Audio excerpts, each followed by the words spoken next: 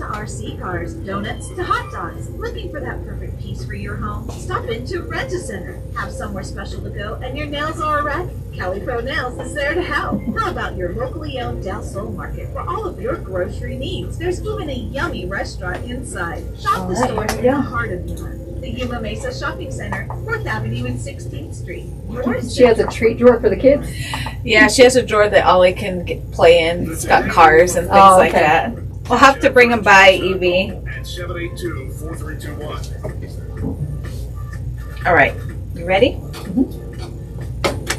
Welcome back to Today in Yuma. I'm Jennifer Blackwell. And I'm Teresa. Joining us now, we have Jen Alspach, the Environmental Protection Office Director from Cocopah, and Ron Kendra. Good morning. Good morning. Thanks for having us. Ron, what is your title? I'm the Air Quality Control Technician. All right, and he brought props, so this is why you really need to be watching us on the Sunset Health Facebook Live feed today. You learn a little bit more. Well, let's talk about air quality and the importance of monitoring that. Yeah, so we're really excited to be launching our new air quality program at Cocopah. This is a brand new program for the tribe's Environmental Protection Office, and we're really happy to have Ron. He came on board and joined us a couple months ago, so he's our dedicated person at Cocopah for air quality. And our goal for this program is to begin doing some air quality monitoring over Cocopah tribal lands, and also be providing education to the community on both outdoor and indoor air quality. All right. Which is so important in our community. You know, we're a big agriculture town, so there's a lot of that goes into our air when they're, when at the end of a season and beginning of a season, when they're prepping the fields and things like that. But not only that, our proximity to water, everything that goes into, we just have a lot of air, different pollutants and different pollens and things around. So it's very important for us to monitor these type of things. Yes, that's right. Just being aware of the community, the environment that we live in, like you said, and, we tend to only think about things when they get extreme, when there's a lot of smoke in the air from a fire, or on the really windy days that we have out here. But that's part of the message that we do want to get out, is that it is a daily thing that impacts our human health, and to be aware of all of that.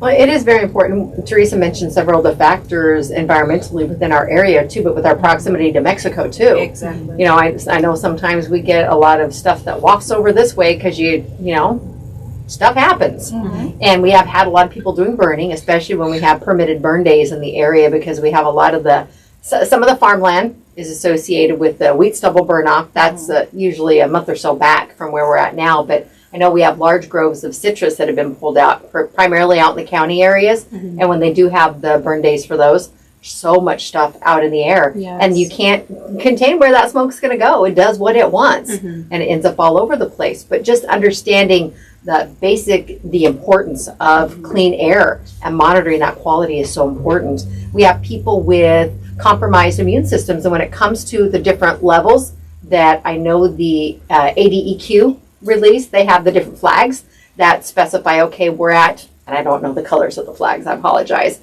Those people who have compromised breathing, they try and stay indoors on those specific days. Mm-hmm. So the monitoring just comes in at so many different levels. It's important to watch all that.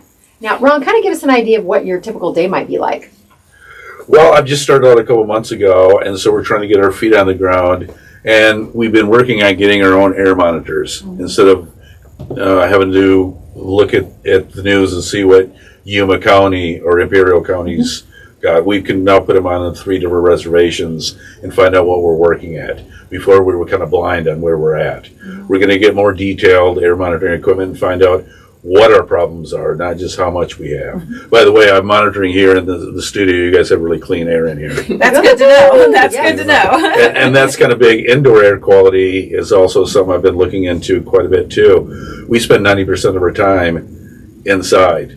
And a lot of times indoor air quality is a lot worse than when you get outdoors. Really? Yes. What would some of those factors be indoors? A lot of factors are, you can look around. I was doing an indoor air quality assessment of my home. I'm a single guy and I keep a clean house, but that's a lot. If we get a lot of dust here in Yuma. I looked under my sink and cleaned out the chemicals under my sink, and you had a little mold and everything because I haven't looked underneath there for a couple of years. Just basic house cleaning.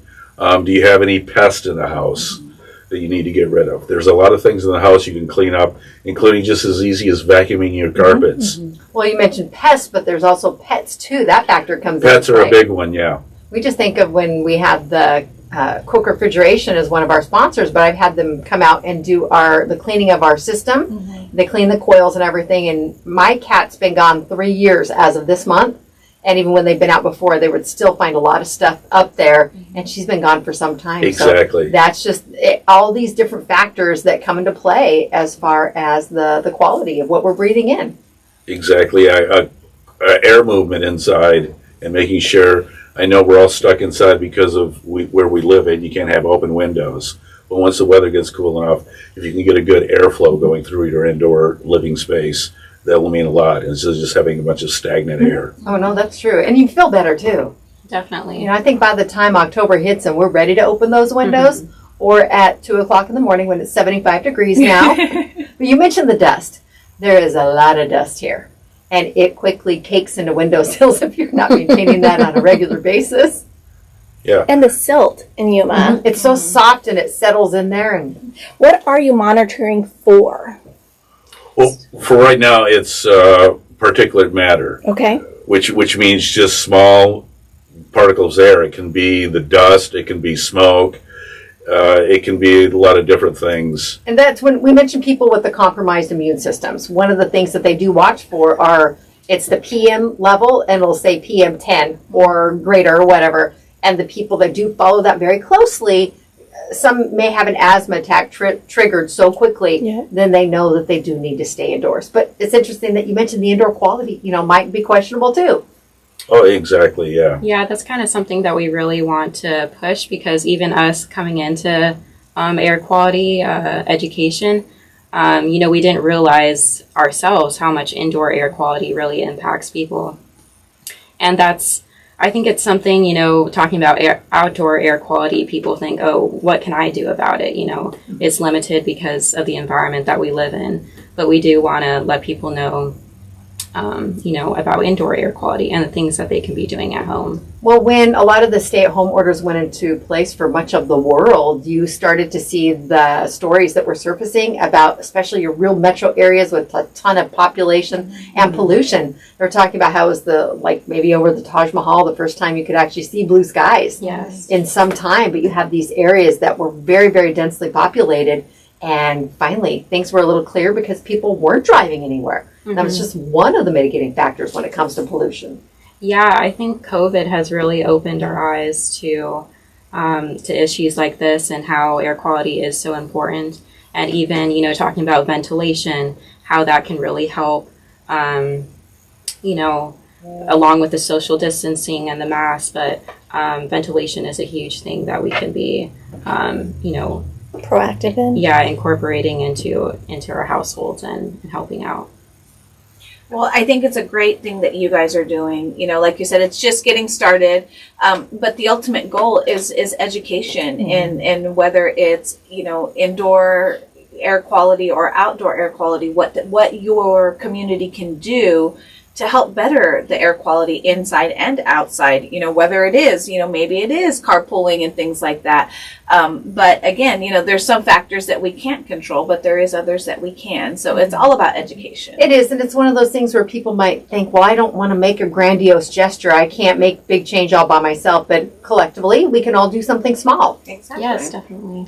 Well, there's one of the latest videos available at Cocopah now on YouTube. Talks about you get to see Jen and Ron and learn more about the program too, and a lot of other great things on the channel if you just want to go check that out and bookmark it for YouTube. But great information. This is just additional education that, again, you're learning yourself. You're learning along the way, but also seeing how it impacts everything else in our community. Are these air quality monitors available to the community? Can you buy them anywhere, really? Yeah, actually, people can go to purpleair.com. That's where we found our monitors from. And they're relatively inexpensive, especially compared to more sophisticated monitors, and they're really easy to set up. You can set up one at your own household and be monitoring particulate matter. And you can set it up so that the information can be public and be viewed on the Purple Air map, or you can just set it to private. And that's kind of good too, because for you get communities. a reading of the community Think for of all it- the ones that have them. Yeah, think of it like the Ring or even Nextdoor, different Yeah. apps Yeah, that show the neighbors, community-related yeah. things. No, That's good awesome. Yeah, that's great information. Look Well, and Ron, too, I'm glad you mentioned Imperial County. You know, you have to rely on Yuma County, Imperial County, but also the state of Arizona and California. You know, we're in such a unique location here, too, with the state line and an international boundary there, too, that so many other factors come into play. And there are a lot of different resources. It's a matter of probably on your part pulling the data from all of them to use That's it all. exactly right, yeah. And you can find it, so here's a little cheapy one that probably costs $10-15.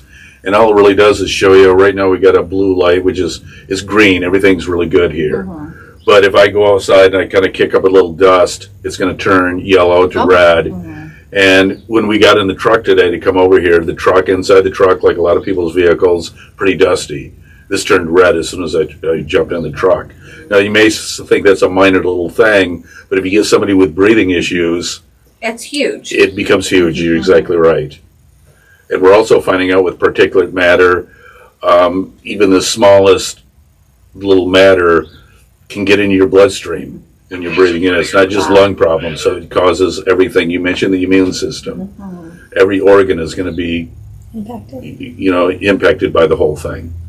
Oh my goodness! Well, very interesting. We might That is have interesting. you. Our chicken's been tossing up some Yes, dirt. He's been causing breathing havoc. it. No, he's not here but right that's now. his I was spot. gonna So say. he's been kicking up all that particulate He's matter. in trouble. We have it. It's not actually our chicken. He just hangs out over here sometimes. But he does kick up dirt from now and then, so. Well, great information. I do have Cindy has a comment here on our Sunset Health Facebook live feed. Being under a flight path, how does this compare to not being under a flight path with about noise level quality? What about that? Do you guys track noise level quality?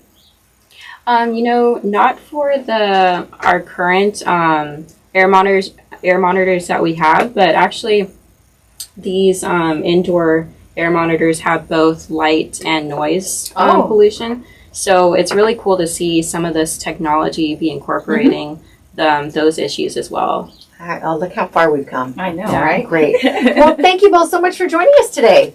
We are going to take our Village and Pizza Parlor selfie out in the courtyard. Remember, Cocopah now on YouTube if you'd like to check out any of their videos. Thanks to our guests, Ron and Jen, for joining us today. We'll be back with more of Today in Yuma after this on Z93 and Outlaw Country.